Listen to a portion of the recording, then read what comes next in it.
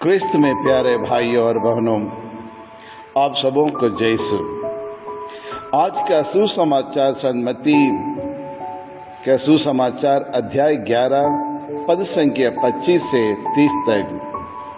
थके मांदे बोझ से दबे हुए लोग, तुम सबके सब मेरे पास आओ, मैं तुम्हें विश्राम दूंगा। जी हाँ, कृष्ण में प्यारे भाइयों और बहनों, यह सुसमाचार बहुत फेमस सुसमाचार है। यह एक प्रसिद्ध संदेश है, प्रभु का वचन है और सभी और वचनों से सर्वश्रेष्ठ वचन माना जाता है। और इस वचन कई वर्षों से कई बार हम पढ़ चुके हैं, मनन चिंतन करके प्रार्थना भी कर चुके हैं और इसे अपने जीवन में अमल भी कर चुके हैं। और जब हम इस वचन के बारे में मनन चिंतन करते थे, तब हमें सांत्वना भी मिल चुकी थी। जब इस वचन को हम पढ़ते हैं तो हमारा मन का बोझ हल्का हो जाता है। आदि काल में जब वाहन नहीं था और मनुष्य अनेक प्रकार की सामग्री को या सामान को अपने सिर पर उठाकर लेकर चलते थे या फिर कंधों पर रखकर कई मील तक पैदल जाते थे, लेकिन आज हम 21वीं सदी में जी रहे हैं। आज की 21वीं सदी में भी मनुष्य कई प्रकार के परिश्रम से या बोझ से दबा हुआ है। मन में बोझ, परिवार में बोझ, देश में बोझ, दुनिया में बोझ, यानी हर जगह पे बोझ है, कहीं शांति नहीं मिलती है। तो हर मनुष्य और इसको अच्छा महसूस नहीं करता है, क्योंकि physical problem, psychological problem, mental problem, emotional problem, political problem, socio economic problem, इस प्रकार आदि बोझ से मनुष्य ग्रस्त है। इसलिए आज के सुसमाचार द्वारा हमारे प्रभु यीशु हम सबों के लिए के निमंत्रण देते हैं। क्यों देते हैं? क्योंकि हर मनुष्य जहां भी देखेंगे अपने परिश्रम या बोझ से दबा हुआ है। यह बोझ अनेक प्रकार के हैं, लेकिन सबसे बड़ा बोझ जो हमारे ऊपर है वह है पाप का बोझ। इसलिए प्रभु यीशु क्रिस्त संसार में जन्म लिया और मेरे और आपके पापों का बोझ उठा लिया। संयोगन सुसमाचार अध्याय 1:29 कहता है, देखिए ईश्वर का मेमना जो संसार के पाप को हराने वाला है। जी हाँ, कृष्ण में प्यारे भाइयों और बहनों, इसलिए प्रभु यह इन्विटेशन दे रहे हैं ताकि मैं और आप बोझ से, संसार की चिंताओं से मुक्त हो जाएं। लेकिन प्रश्न उठता है कि क्या मैं उस इन्विटेशन को स्वीकार करने के लिए तैयार हूं? क्या प्रभु यीशु मेरे और आपके बोझों को उठाने के लिए तैयार है? क्या हम उनकी आवाज को सुनने के लिए भी तैयार हैं? प्रभु हमसे हमारे हृदय में बातचीत करता है, लेकिन हम उसको अनसुनी कर देते हैं। जब हम अपने बोझ से मुक्त पाते हैं, तब प्रभु यीशु हमें दूसरा एक और इन्विटेशन देता है। ये दूसरा इन्विटेशन वो है जो आपको और मुझको और उसके शिष्य बनाना है। The second invitation is to make us disciples of Him. Marcus सुसमाचार अध्याय 1 पद संख्या 17 में कहा जाता है, तुम मेरे पीछे चले आओ। जब तुम मेरे पीछे आओगे तब मैं तुम्हें मनुष्यों की मछुआरे बनाऊंगा। यानी जैसे मुझे पकड़कर मेरे बोझ को, मेरे पापों को हटाकर मुक्ति दिला दी, तब मैं प्रभु यीशु के शिष्य बन गया था। आज मैं भी दूसरों को प्रभु यीशु के पास ले आऊंगा। प्रभु चाहता है कि मैं इस प्रकार का कार्य करते रहूं।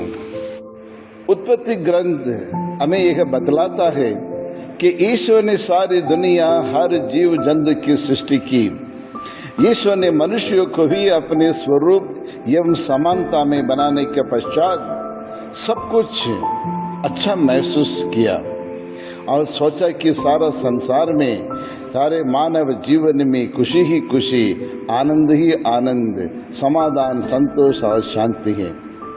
फिर संसार में यह बोझ या यह दुख या ये पाप कैसे प्रवेश किया है? इसका क्या कारण है? पहला कारण यह है कि ईश्वर के द्वारा सृष्टित दुनिया एवं जीवन को छोड़कर मनुष्य घमंड होकर अपने खुद के लिए और अपनी दुनिया बनाना शुरू कर दिया है।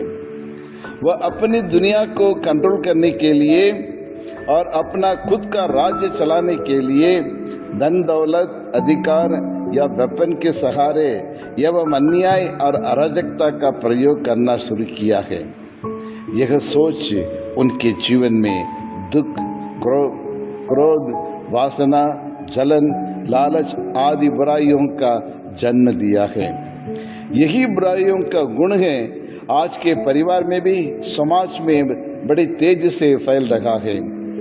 पति अपनी पत्नी के ऊपर और पत्नी अपने पति के ऊपर अपना अपना हुक्म, अधिकार चलाता है और अपनी ताकत, अपना पद और अधिकार का बल से कंट्रोल करना चाहते हैं। यही मेथड आज सारी दुनिया में, सारे समाज में, क्यों नहीं कि गिरजाघरों में भी देखने को मिलता है। दूसरा कारण है प्राकृतिक प्रकोप से या फिर वातावरण के कारण से भी दुख इस संसार में पैदा होता है। फॉर एग्जाम्पल जल प्रलय, सुनामी, आंधी तूफान, भूकंप, विपत्तियां, कोरोना जैसे घातक महामारियों आदि, इन सब का मूल कारण मनुष्य ही है। और तीसरा, ईश्वर हमें दुख देता है। हिंदू लोग कहते हैं कि क्या करें, यही ईश्वर की इच्छा है कि हमारी किस्मत ही ऐसा ही, हमारी किस्मत में ऐसा ही लिखा है, ये हमारे नसीब में है। और दूसरे मुस्लिम लोग कहते हैं यह अल्लाह की इच्छा है, it is the will of Allah, इंशा अल्लाह। लेकिन क्रिश्चियन लोग ये मानते हैं, बोले through the suffering and the struggles we are formed to new life. ये ईश्वर की इच्छा है, ये परिश्रम के द्वारा, इस बोझ और वेदना के द्वारा ही हम एक अच्छा नया जीवन को पा सकें। आज ये परमेश्वर और आपसे मुझसे कुर्स दुनिया को बनाने के लिए कहते हैं, इन सारे दुखों को कैसे दूर किया जाए। आज का पहला पाठ ही सकरिया इन सवालों का जवाब देते हैं। शांति का राज्य या शांति का परिवार या शांति का जीवन बनाने के लिए युद्ध की जरूरत नहीं, अधिकार की जरूरत नहीं, अन्याय और अत्याचार की जरूरत नहीं। संत पौलुस कहते हैं, फिलिपियों के नाम संत पौलुस का पत्र अध्याय 2 पद संख्या 5 से 11, दीनता के द्वारा, आज्ञाकारिता के द्वारा और त्याग के द्वारा और न्याय और सत्य के द्वारा ईश्वर के राज्य की स्थापना कर सकते हैं।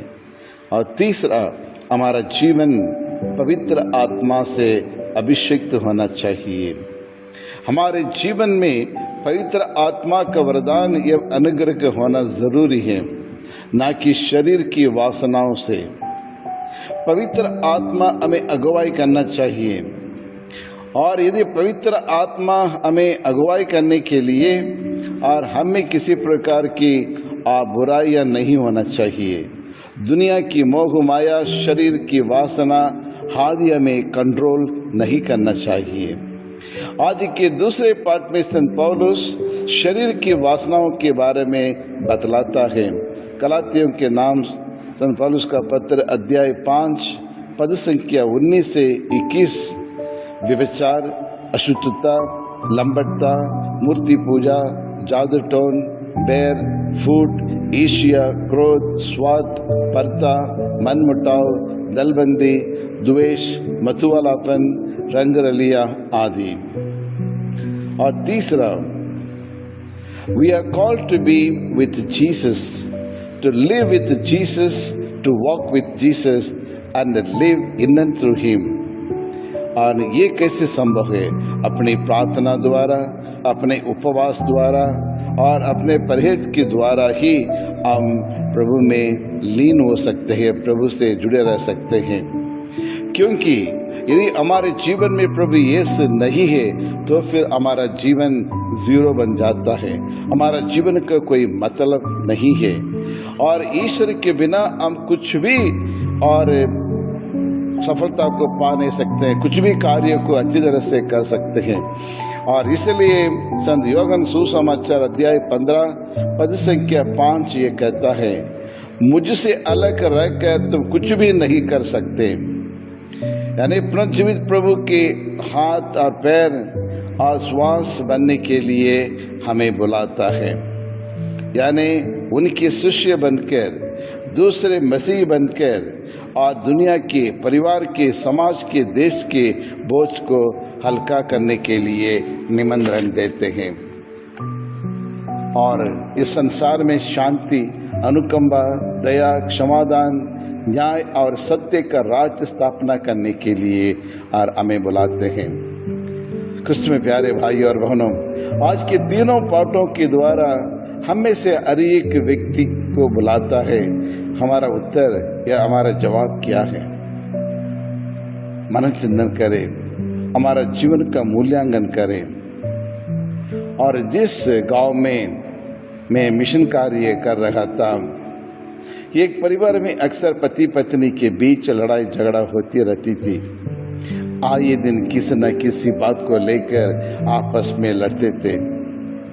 नरेश नामक वह पति एक मजदूर था। रोज काम से लौटते समय और दारू पीकर आता था और घर आते ही पति पत्नी के बीच में लड़ाई, वाद विवाद शुरू हो जाता था, जिसके कारण परिवार में अशांति, मनमुटाव, घृणा बढ़ गया। बच्चों पर बुरी असर पड़ने लगा और बच्चों के पढ़ाई पर असर पड़ने लगा। और बच्चे एक रविवार को और मिसा बलिदान में भाग लेने के लिए आए और उसके बाद परिवार की लड़ाई के बारे में, माँ बाप की लड़ाई के बारे में वो बताने लगे। और उनके परिवार में जाकर मैंने समझाइश दी, उनके लिए प्रार्थना भी की।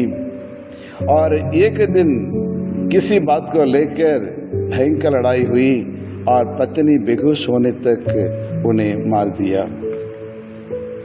और किसी पड़ोसी के द्वारा अस्पताल में भर्ती किया गया है और वहां से वह अपने मां के घर चली गई। कई महीनों तक परिवार परेशान में थे, बच्चे परेशान थे और ये पति भी परेशान थे। और लेकिन उनके क्रोध इतना बढ़ गया कि वह उसे उसे मारकर और दूसरी शादी करना चाहता था।